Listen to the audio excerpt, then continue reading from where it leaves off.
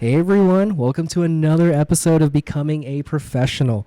I'm your host, Rilley Ramos, and we are recording at BAP's mid-year meeting here in Denver, Colorado. So we actually just wrapped up. It's now, 3:30? So basically a little bit after hours, but we're here for it. Now, before we introduce our special guest, let's go through our usual housekeeping. Now, this episode is brought to you by the National Chapter of Beta Alpha Psi. Enormous appreciation for their support. Make sure to sign up for the Alumni Member Network if you haven't already, so we can easily connect and have y'all experience all of the benefits that the network has to offer. Now, disclaimer, the opinions in this podcast are our own and may not reflect the position of Beta Alpha Psi or our respective employers as a whole. So on today's episode, I should say, our special guest is a BAP alum from the organization's founding chapter. But we'll talk more about that here shortly. Show some love to our guest, KPMG's Lexi Powe.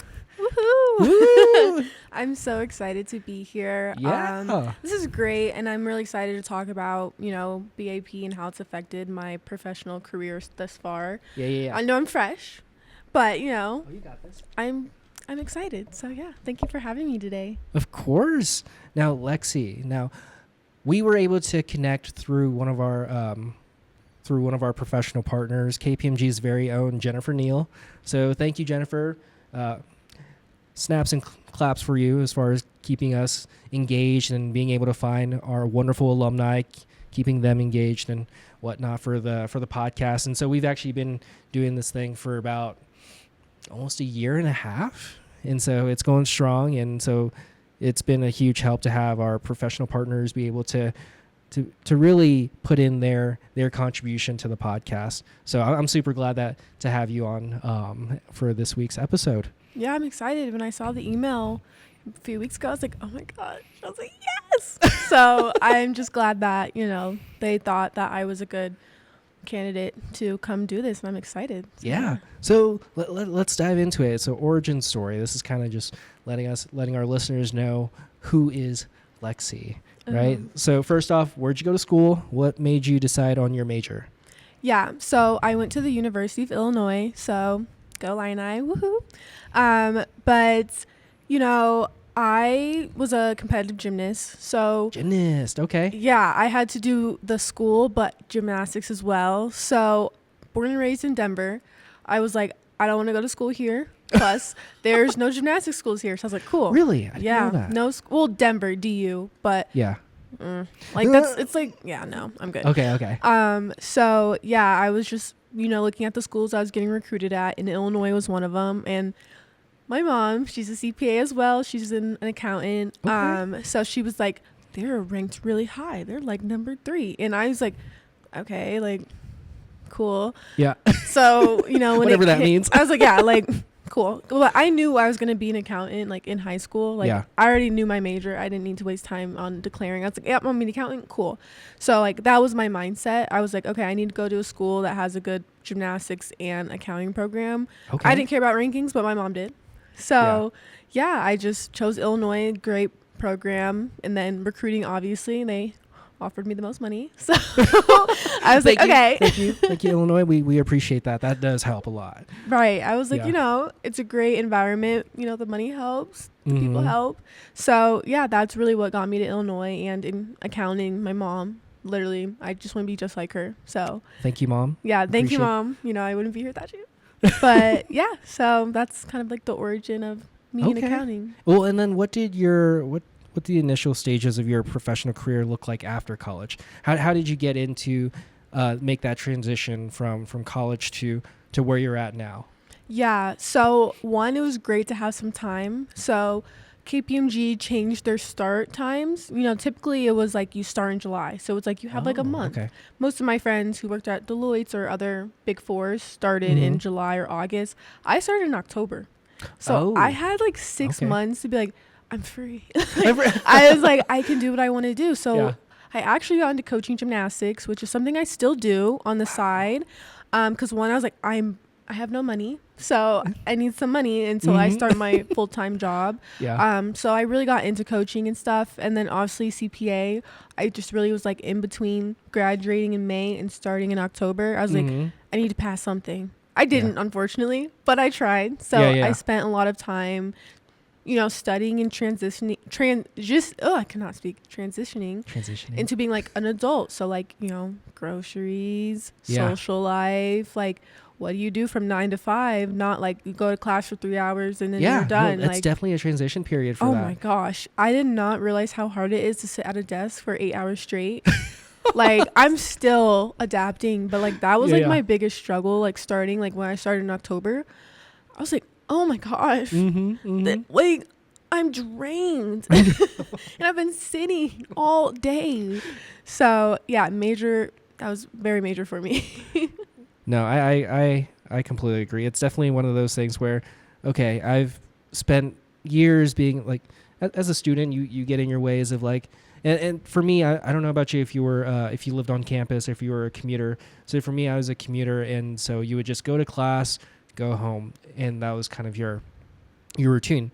But then Beta Alpha Psi came in the picture, and that got me more into being more active on campus. So that definitely changed things up a bit. Before, and honestly, it kind of made things a lot easier with the transition from college to my professional career, having like gone through the internships, and we'll talk about your internship experiences. But I really feel like that helped a lot with like setting myself up for expecting like, okay, I'm no longer going to classes anymore, even though I'm not gonna lie, I wish I were back on campus. Me too. Like any opportunity I get to visit my old my alma mater, I'm always there, always letting my my old chapter at ODU, go Monarchs, let them know that, hey, I'm available if you guys need me for anything. I'm more than happy to help out the old chapter. So yeah. But yeah, no, I completely agree with you. But as far as like your involvement in Beta Alpha Psi, can you speak to your initial exposure? Like, how did you hear about the organization, and what got you to join? Yeah. So, my freshman year was when COVID happened. So yeah, we got sent home, and then we had to come back, and then we came back in September, and I felt like so isolated because I was like, I had my teammates, I'd practice blue, but like it's classes, like I wasn't interacting. And the biggest thing for me, so on my team, and like my roommates were my teammates, I was one of the only business majors, and I was the only accounting major. So I was like, I can't relate to people in kinesiology. Like that's kind of all they talked about, and they understood that. And I was like, I don't get that. I don't have like my people. Yeah. So, I was like, so I want to join like a group. Like I looked at all like the different groups, and there's so many. And I saw like Beta Alpha Psi, and I was like, this seems interesting, And I looked at a few of the members. I was like, oh, I have classes with some of those people. So I was like, okay. So that makes things a lot easier. It makes things easier to connect with them and stuff. So I was like, I called my mom, and I was like, do you know what Beta Alpha Psi is? She's like, oh yeah, like, she's like, you should really join. And I was like, I'm scared. I'm like, oh my, because I heard how competitive it is. Like, it's like, you got to be the best. And I was like, I'm new. And half my year got cut off. Like, I don't know. Like, I'm scared. And so I just was like, fine, I'm scared. I'll try it. Like, I applied. Yeah. And luckily I got to rush. And during my rush process, I was like, these are my people. I'm trying my hardest. I will win. I was like, I'm getting in. You're such a competitor. Yes. I was like, I have to get in. Like, not just because like I'm like obsessed with like the benefits or whatever, but I'm like, these are my people. Like, this is what I've been looking for. Like, and they're going to help me become a professional, because I've never had a job, or like, I don't know about the professional world other than what my mom has showed me, but she's just not my age. Like, things have changed, Yeah, it's definitely a different world. And like, I'm not going to lie, when I first even heard about Beta Alpha Psi and went to my first meeting, it was we had various recruiters attend the meeting. And I think I want to say it was a panel. But before the speakers got up on stage, they were sitting in the crowd with the students. So I didn't know who recruiters were. And I honestly didn't know the difference between public and private during that time. And so it was definitely a very quick learning opportunity to know who's who and all the, like, among the professionals. And you really get put in, like, in the fast lane when it comes to networking and being in front of the professionals. Oh, absolutely. I feel like Beta Alpha Psi does an amazing job of, like, this is how you need to act as a professional. You need to know the differences. Like, I didn't know what a Big Four was really until Beta Alpha Psi. I just thought they're accounting firms, an accounting firm. Like, cool. Like, you know, and like knowing the different things you can do there. So like knowing what the difference between a Big Four and like, I don't know, like a mid firm or like mid-size, consulting. Like, I was like, I didn't know any of this, and you have to approach every single one differently. And without Beta Alpha Psi, honestly, I don't know if I'd be at KPMG. Like, I'm like, I don't know if that I would be professionally like trained, you know, like, because yes, you learn as you're on the job, but like there's a lot more that you do before that, because you gotta attract those recruiters, especially from a school like Illinois. Like, they want to recruit there, so you have to stand out, you have to be the best, and you have to know. So thank you, Beta Alpha Psi, for teaching me everything, because I like resume. Let's not get started on my first resume. It was but atrocious. It's definitely one of those things. Like, your resume is something that it evolves. You definitely don't get it right the first time. And I know, like, at least when you're at university, college, they what was like the career services, they usually try to get you to submit like your first ever resume to the career services department, and it's usually a very rough, like, I don't know what to put on here kind of thing. Very, very rough. Like, Miss Shirley, I don't know, she still works at KPMG. My freshman year was like my second month in school, and we had like it was like our business 101 class. And they had all the firms come in the atrium, and we had to give, like, we just waited in line, and a recruiter from Big Fours to just like Caterpillar, like all these different companies, and you showed them your resume and talked to them. She was from KPMG. Like, what are the odds that the person I got assigned to handed it to her, and I hope she didn't think too badly of my resume. But it's just crazy to see how times have turned and how all of these things have led to where I am now. So very thankful for geese and stuff. Just to put you at ease, like, I mean, you sent your resume over to me just so that it can help me prep for our episode. And honestly, it was very well put together. Thank you, Beta Alpha Psi. It's the same format, just different things. But it covers all the bases. I feel like it's definitely well thought out. So to have that comparison of like what my first version to what it is now, and even depending on whatever positions that you apply for, it's always something that's evolving. 100%. Yeah, but with that being said, as far as like looking back and reflecting, what can you say has been your favorite Beta Alpha Psi memory?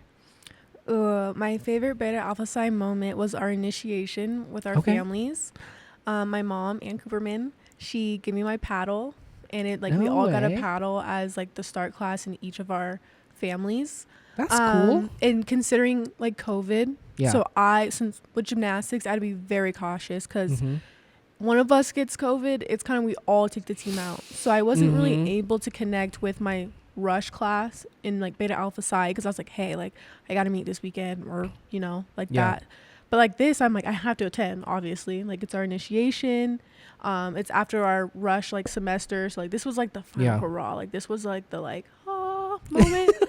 We had like dinner, and I was just like, I just felt so happy. Like, so like, one, because all the things you kind of have to do after you get like in until you're like actually in Beta Alpha Psi. So I was like, and that with gymnastics was rough. I'm not gonna lie. So I was like, oh, like, I can breathe. I did everything I needed to do, and now I have an everlasting memory, and it's still on my wall.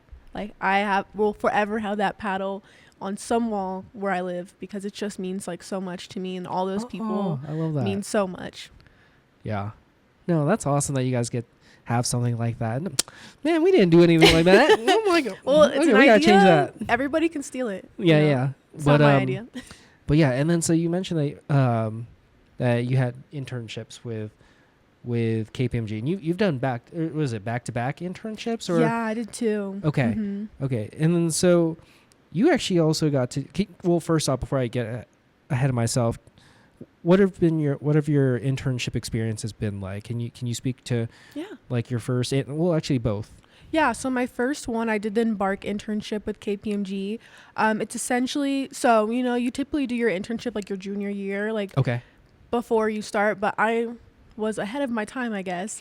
And they're like, you're too young to do that, but we can give you this opportunity, because I was only a sophomore. Okay. And I still had 2 years and I had a master's year. So it wouldn't make sense for me to do a practice internship that early. And plus I didn't know anything about accounting. So I was like, well, what can I do to know what goes on? Like, I thought I was going to be in tax. Little did we know, I hate tax. And thank goodness for the Embark internship, because you rotate, you do about 2 or 3 weeks. So you get a feel for both. Yeah, you got all 3. So you spend 2 weeks in tax, 2 weeks in advisory, 2 weeks in audit. And then you do like a big project. Okay. So you get to like shadow. And I was like, hate tax, hate advisory, audit. So that's why I'm an auditor, which is great. So it really just is a exposure thing and a way to connect with professionals. I feel like without that internship, I wouldn't be as close to partners, because everybody's scared of them. And I'm like, these are my buddies. Like, I'm like, how are your kids? Like, you know, but since I had to connect with them in that early internship, and I just saw them as someone who's I'm shadowing and they're giving me mentorship, I was never scared of them. So I really am thankful for that, because a lot of people are like, oh my gosh, you're talking to that partner? Like, I'm like, yeah, like, that's like the bro, like, you know, like they don't scare me. They're people too. Yeah. So that was my first internship. And then after that, I was like, I want to practice an audit. So I declared for an audit internship. Okay. So then February came around and they're like, we're opening up the global internship again. And I was like, oh, so what is that? Yeah. So it's amazing. So basically, essentially, it's anybody doing like a practice internship at KPMG. The internships are 8 weeks. So you do 4 weeks in your home office, 4 weeks in a abroad office. My year, they had Australia, Malaysia, Europe, different countries in Europe, and different cities in Australia. Okay. And funny story, I applied and, you know, went through the process, because I was like, I want to go international. I don't want to be in America. Like, I'm good. So I just applied and I was like, let's do it. And I got in and I picked my preferences. Funny story, the one I got was the one I was like, I don't want to go there. I chose London. I was like, Sydney? Australia? Sydney? Do they have bugs?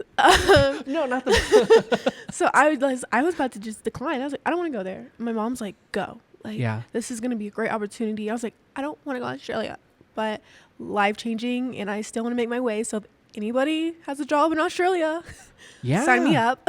Oh no, I'm sure we can make that happen. That's that would like change my life. Like, I've been trying to get my way back there. But yeah, went to Sydney, spent my July part of my internship in Sydney. I worked on a few financial clients, and you know, it was very different. I didn't realize we're doing the same job, but different countries approach it way differently. So it really enhanced my global mindset so much, and just seeing how they interact, like between like managers and senior. Well, they do it a little different. It's like analysts, but it really helped me understand how to approach different people and how things are, because, you know, here in America, it's very clear the boundaries of like which level, and going there, there was no boundaries. It was like, if you have an idea, speak it. Like, we welcome it. Don't be scared. And it was a very collaborative environment. Like, the offices are not jail cells, which is so nice.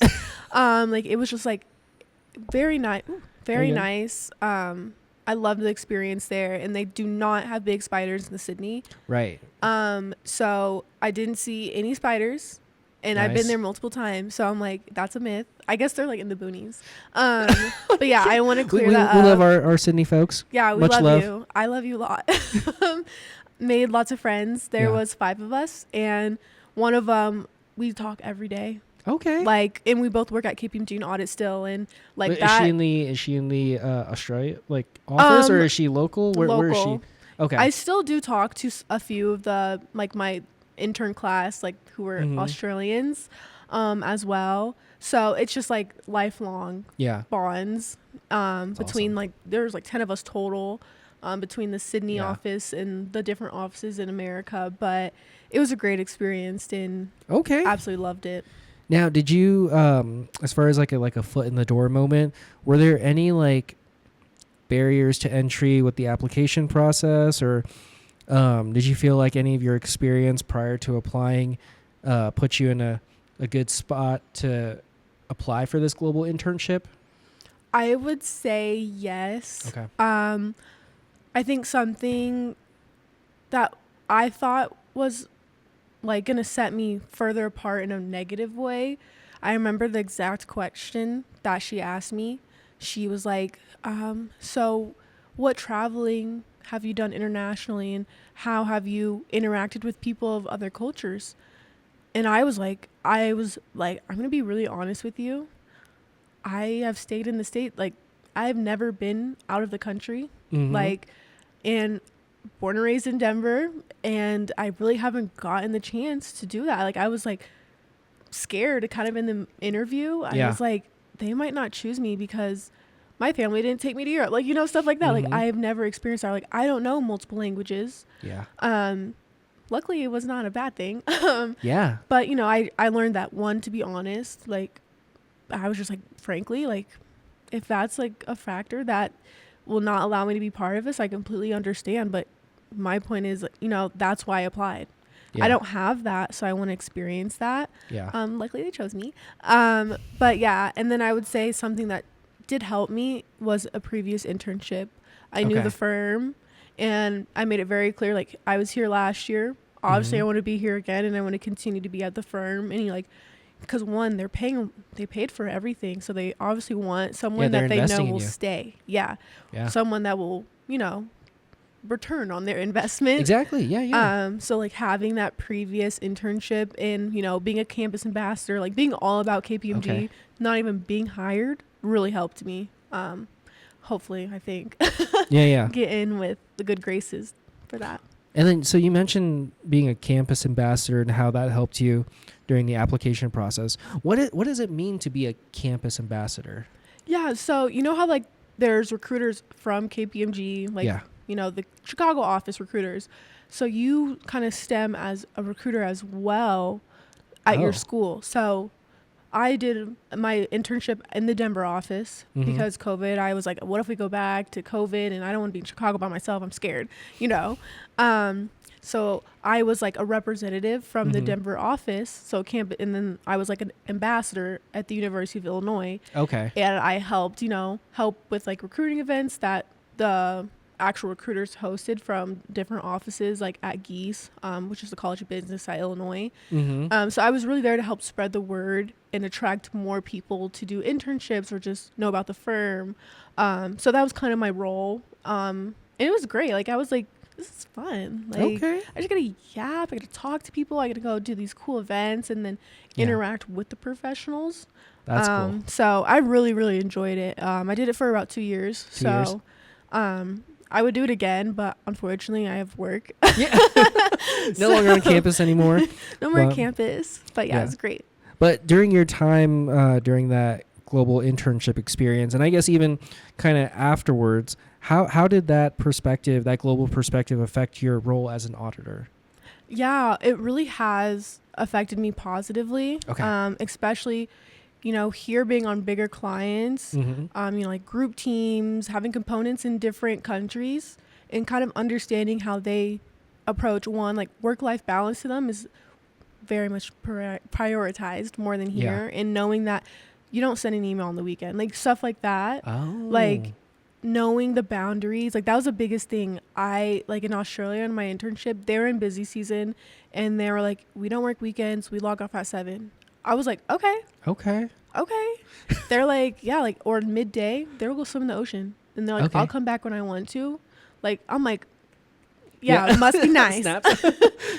So just like knowing that. So when I do interact with like, we have on one of our clients, we have a team in Belgium. So like knowing kind of how other cultures, their work life is, like, I'm like, okay, I'll wait till Monday. Like, you know, because I don't want to do that. But also just being more mindful of, you know, being more clear is something I really learned. Like, I have to over communicate in a way because something that's normal to me, which can be good, right? That can be a good thing. Very, very good. You want to make sure we're on the same page because there can be, you know, translation differences or like I assume that, well, everybody in America knows this. but that's not the same with someone who isn't from America, or they do business in Australia or something like that. So I would say that's like my biggest takeaway. Even interacting with my own engagement teams in the States, I'm like, let me just be very clear and not assume they know what's in my head. That's what I really have to do. I'm like, okay, they're not Lexi. Yeah. They don't know what's going on. So, putting myself more in their shoes and what they're seeing and hearing. Yeah, I like that. And then, so with that being said, like the communication aspect, and then also being aware of any cultural differences, that how business is conducted is pretty much like the biggest takeaways, which I find that really fascinating. And then, but also on the flip side of the internship, and I just looking at your resume, I noticed the leadership and involvement section, and so I thought that was really cool that you have that on your resume, because I mean, I feel like that KPMG emphasizes a huge importance of community involvement throughout one's career. And so can you speak more to your experience as KPMG's K-Class board member? Yeah. What is that? What is K-Class? Oh, I love K-Class. So essentially, K-Class is your start class. Okay. So for me, we had an audit. I actually don't know the for sure thing about this, if every practice has their own K-Class, or if we're all one K-Class. Oh. But my understanding is that, my K-Class was my audit start class. Okay. The service lines are very, very segregated, which is like fine. So we started with about 40 people. And it's essentially like, as the executive, I was like, there's 3 of us. It's like, we're like the class president, and we won. My goal was to really connect us, because we hear about when you start, you're like, oh, we're besties. You start client work and then we all go away. We don't really check on people. We don't know how people are doing, or people leave and you have no idea where they're going or like what happened. So K-Class, KPMG, it stands for, now that I'm thinking about it, I don't remember, actually. Scratch that. I remember like some of it. But yeah, K-Class is KPMG's initiative to keep your start class together, lean on each other, because public accounting is your cohort. It's hard, it's rough, and we need each other.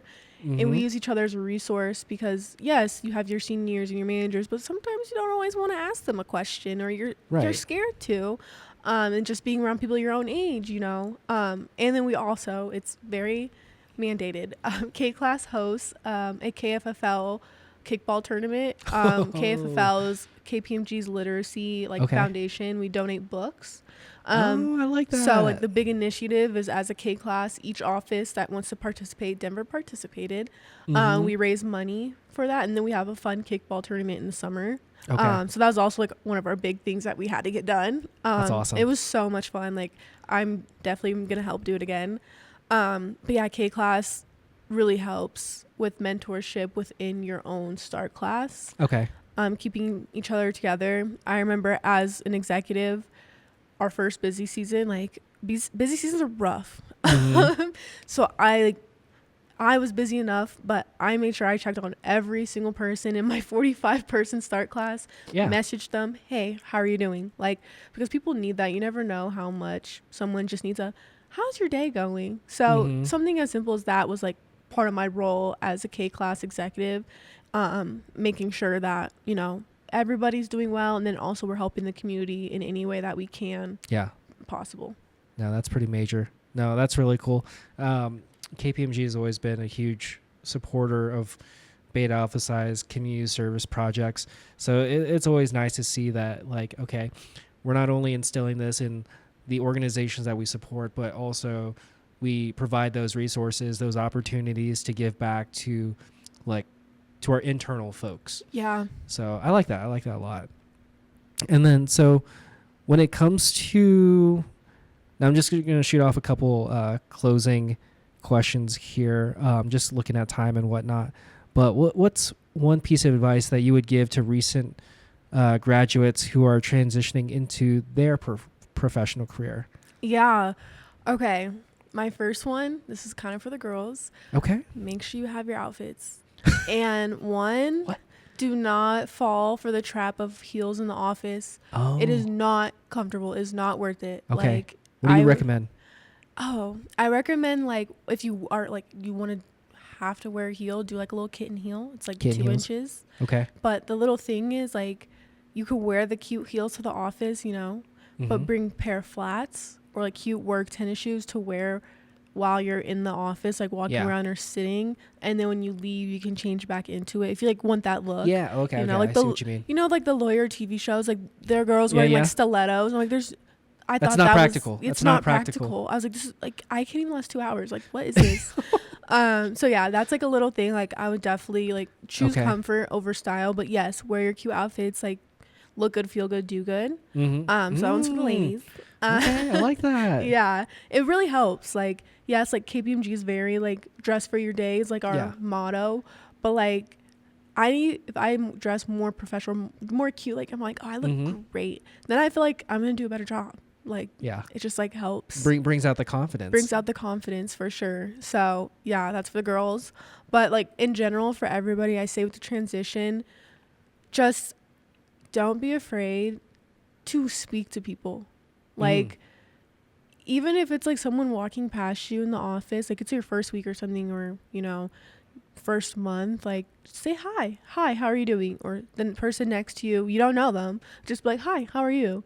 Because at the end of the day, the connections that you make can help you in the future, and especially on your engagement teams. Like, if you're an auditor, you're obviously on a team, like, know your managers. I will say, know your managers, make them like you in, like, a cool way, like, not just, like, you're kissing butt, like, you know, you're not just, like, you know, trying to be, like, teacher's pet. Like, make them like you as a person, not just an auditor. Like, develop that, like, genuine relationship with your, like, with your supervisor, your direct reports. Like, let them know who you are, like, as a person, not just as a person who does an audit, or I'm an accountant. I'm not just staff to you. I'm not just staff. So let them know you on a personal level as well as professional.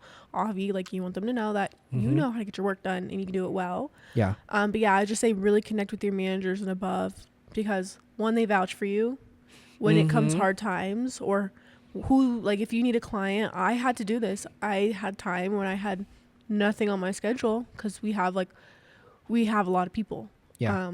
And, you know, that hurts your utilization, which is something that's very important. And because I was comfortable enough to talk to my managers on different jobs, I was able to fill up that time, which, who knows, like, that could have been really bad for me when it came to performance reviews, because they're like, why'd you have all this time not doing anything, you know?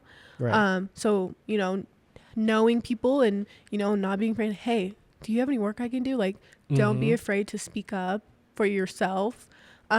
Because at the end of the day, if you're not speaking up for yourself, nobody else will. They don't want, like, it's not their job to. Advocate for yourself. You got heavily, because we all get busy and we all forget about things. So if you're not pushing for it, nobody else will, and that will just leave you like, well, like, you know, like, what do I do now? Okay, no, I completely agree. That's been one of those things where it's like, you can't stay quiet or, like, fly under the radar per se. And it's super important. I mean, these are folks that you're working long hours. You are going through the trenches of busy season. You're spending so much time with your coworkers, even more time than you would spend with your family. You would be spending with your coworkers, especially these times of the year. Rough. I will add on to that. I did forget this. Set your boundaries. Set your boundaries, because they will push you in all means. Like, it's just because they think it's okay. Like, the biggest piece of advice I got from my mentor, Dexter, this is for you. He shout out to Dexter. Shout out Dexty. It was never overpromise and underdeliver. Ooh, that's huge. And you have to, especially if you're Big Four. Like, don't just, like, yes, I can do that. Yes, I can do that, to make people happy. And then they ask for it and it's not done. So if you got to stay true, like, oh, well, this week I'm going to the mountains. I'm sorry, I can't stay on and do X, Y, Z. However, I can get to it this day. and one, it helps you like mental health, life balance, but also it's like, don't overpromise because it will bite you in your butt. You think it's going to help you and you think you're woohoo, like I can balance everything. It leaves you stressed. And most of the time you don't get it done, and then people think poorly, and then they can't rely on you. And that's the biggest problem, is if someone thinks they can't rely on you, word travels and you don't want to be unreliable. So I'd put that one very high on the list, is write it down if you need to. It's written down on my computer, like on a little sticky note. Oh, okay. Yeah.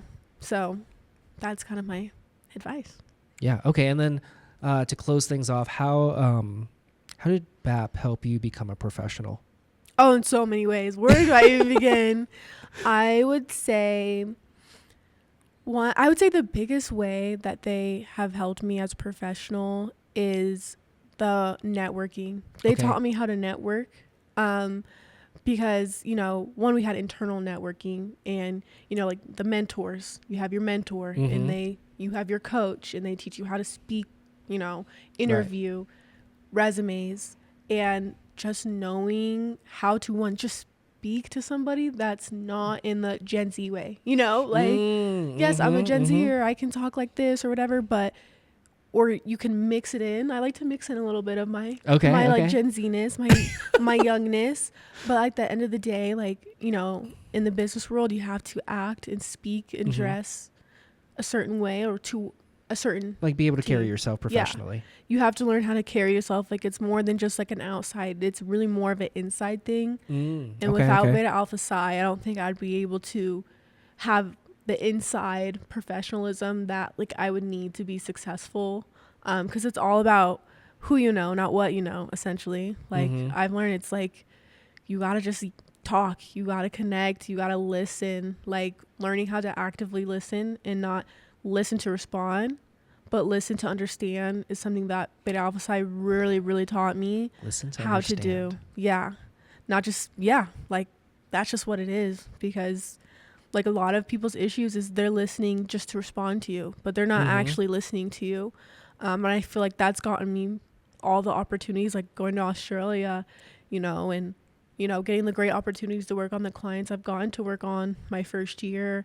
It's just because I've learned to understand what they're saying to me and understand people professionally and personally, because like it's just like a lot of people don't do it. So you're like, wow, this is different. I like her. Like, you know, stuff like that. You're like, this is, what is she's on to something. She's on something. Like, this is nice. So, you know, just really use your ears and your brain together. But I would say that. And then my final thing that Beta Alpha Psi taught me is how to just be good, like be a good person, and, you know, not stay in my own bubble. Because if it wasn't for me saying I'm scared and I just need to get out of my bubble, like I would have never gone out my bubble. So I really appreciate Beta Alpha Psi especially because they made me do a TikTok dance. Did they really? My like little my rush thing. Okay. So really had to get out of my bubble for a bunch of strangers. So is this on the, like, I don't know where it is actually. Can we find this? I would have to look through my emails. But like, yeah, I had to do like the Megan Thee Stallion like TikTok dance for one of my rush things. Okay, that's funny. And I love that. It builds character. I was like, oh my god, like I don't even know the dance. Like, yeah, so stuff like that. So really just being comfortable in my own skin, and like knowing, like not really essentially like caring how much people think about you, because in the business world we just think like, well, everybody's so proper and like you have to be perfect. Like, no, you don't. No. And if you are, you're probably not doing great. Like, you know, like stuff like that. Like, it's just like we want genuine people. Yeah, genuine people, and just here to continue to grow. Like, you're not going to be perfect. Like, the partners aren't perfect, and they've been auditing and or doing tax or consulting forever, and they're still learning. So, you know, just be open to learning, and being yourself is really important. No, I love that. And yes, I completely agree. That's like, those are some really great takes on it, especially, I mean, we can keep talking about how like Beta Alpha Psi has impacted us both, because I mean, it's been a big part of my life. Like, at least for me, I've been part of the organization for coming up on 10 years now. Woo-hoo. And so, It's crazy to think about that, but I'm also looking at the time because honestly, I wish we had more time because I feel like we can keep going. I know, right? Because I know you're like, you got to live out those podcast dreams. Yeah, my first pod. I'm just like, oh my gosh. Yeah, but unfortunately, that's all the time that we have. But Lexi, thank you so much for being our special guest on the podcast. It was such a pleasure to hear about your professional journey. And so to our listeners, thank you for tuning in to this week's episode. Be sure to like, subscribe, and follow us from whatever platform you're tuning in from. Also, check out the show notes for our various social media pages and official BAP swag. And so once again, thank you, Lexi, for everything that you're doing. Like, phenomenal work. And so with that, we'll see you on the next episode of Becoming a Professional. Woohoo! Hey everyone, Riley here with the credits. This episode titled Thriving Abroad, Insights from My Global Internship was hosted and produced by myself, Riley Ramos, and accompanied by our special guest, Lexi Powe. Music was sourced from Resolute Audio and fine-tuned music on Adobe Stock. Huge shout out to Beta Alpha Psi for their financial support in keeping the podcast going strong. If you haven't already, please join the Alumni and Member Network. Details can be found in the show notes. Thanks again for tuning in, and we'll see you on the next episode of Becoming a Professional.